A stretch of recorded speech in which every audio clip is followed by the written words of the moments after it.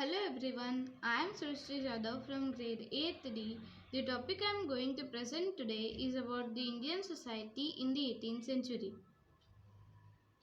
Firstly, let us answer this question: how was our Indian society in the 18th century? It was the time when British arrived and rose to power in India. And during this period, a number of evils existed in our India, such as miserable condition of women, caste discrimination, and malpractices, which means improper practices like sati, untouchability, child marriage, which we are going to learn ahead.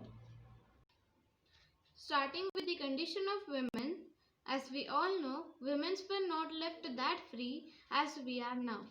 At the young age, they were married off and spent their whole lifetime inside four walls of their home, caring their husband and children. If the husband dies, she has no choice other than dying with him. If she still lives like a widow, it is more dangerous than a sati. In shorter, if we say a woman has no value, no status, and no identity, she is just a burden for her family. There were some uneven practices against women which we are going to learn ahead. Starting with polygamy and parda, in polygamy system, one man can have several wives, and this practice was generally followed by rich people of upper castes. Whereas in the parda system, women were not allowed to show their face and interact with strangers or with others. Coming to next malpractice, which is child marriage and infanticide. Child marriage, as we all know, young girls were married off with young boys, or young girls were married off with old grandfathers, and babies born to these girls were often died because these girls have no capability to be mothers, and this was known as infant mortality.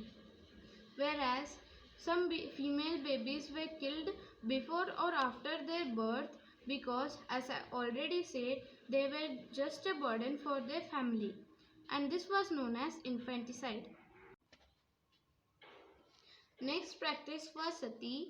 Sati, as we all know from grade 4th, when a man is died, the woman he married was forced to sit on a funeral fire and die with him alone, alive, because she was treated as a burden for her society after her husband's death. Drums were beaten to silence the cries of a woman who is dying alive. How nonsense, right? When a woman does not want to die, but she is forced and pulled into fire to die because it is believed as honorable for her husband. However, coming to the next practice, which was condition of widow.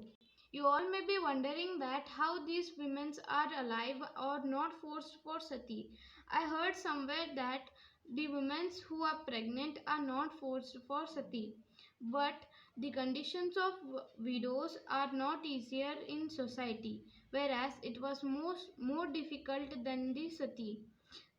After their husband's death, they have to shave their head and wear white clothes, and they were not given good food and told to always live in a one small room.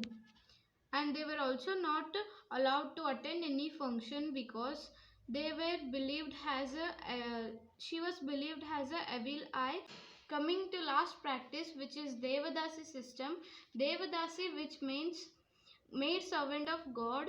In this, she is made married to a god, and not even a human, a statue god, and made to serve him for her whole life. She has to make arrangements for his puja, cook for him, and clean the floors of the temple, and dance at evening for him. It is said that people of that area came to watch her dance. Rather than these all malpractices against women, Women had no good education even if they had interest in studies. Now coming to the next topic, which is caste system or caste discrimination. In the 18th century, as we already learned, Brahmins or priests and the Kshatriyas or warriors were the upper caste people, whereas Vaishyas or landowners and Shudras or servants were the lower caste people.